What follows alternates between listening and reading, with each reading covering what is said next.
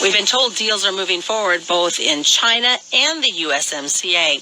So on Friday, I sat down with 1st District Representative Jeff Fortenberry to see where we were. First, with China. Well, Susan, you've done a very good job of continuing to press me on the trade situation with China. And as I've been very clear, Nebraska farmers, American farmers, are good Americans. They want the best possible deal we can get, and the trading relationship is highly imbalanced and highly unfair, and has benefited a lot of multinational corporations who have lived off of America's investment in transportation, education, infrastructure, then shifted their manufacturing overseas to places where there's cheap labor and no environmental law, giving them a competitive edge, leaving America with huge trade imbalances. So American farmers know that. Yes, this is hurt, but at the same time, I think the day of reckoning is here. Hitting it head on, saying we're going to renegotiate a better deal, I've been supportive of. There's going to be fits, stops and starts. The Chinese know our election cycle. They know when there's going to be pressure to actually try to get a better deal for themselves. They know all this. But hopefully the will of our government to try to say it's going to be better and we're going to renegotiate this we're on the verge of bearing some good fruit for the country. And one area that does get talked about is food insecurity. For example, there's different provinces within China that pork is 3 times the market value.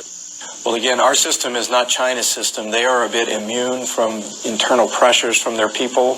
It's a repressive society that demands that people have a certain amount of liberty, but within really strict boundaries.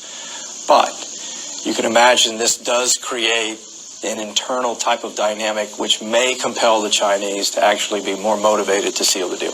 And speaking of internal dynamics, what about USMCA? We know that there's a struggle coming out of Washington, D.C. Unfortunately, I have to hedge on the answer, but I think the trajectory is positive, honestly, to get this done potentially before the end of the year. The sad reality is politics clouds everything, and that shouldn't be the case.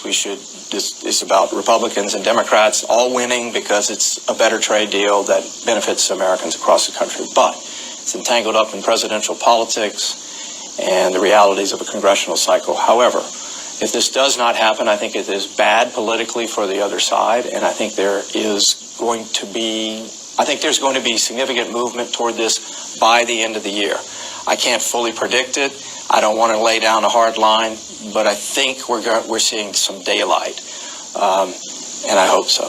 What type of pressure? Because I'm ready to vote yes. What type of pressure is being felt in D.C., not only from those in D.C., but constituents back home? Well, it's good for the country. It's good for multiple sectors. Over a year ago, I led a conversation between Republicans and Democrats with the Mexican ambassador and the Canadian ambassador. And it was very fascinating to be a part of that, to actually hear Mexico push back on aspects of the old trading relationship, the NAFTA, how certain things to them were unfair. Same with the Canadians. And so it was a really robust, interactive dialogue, firm, and laying down markers, especially about how much manufacturing that we've lost. The Mexicans were concerned about the displacement of their own agricultural communities by the massive amounts of imports that take in from our ag sector. So it was a very interesting dynamic. So 3 countries are at stake here.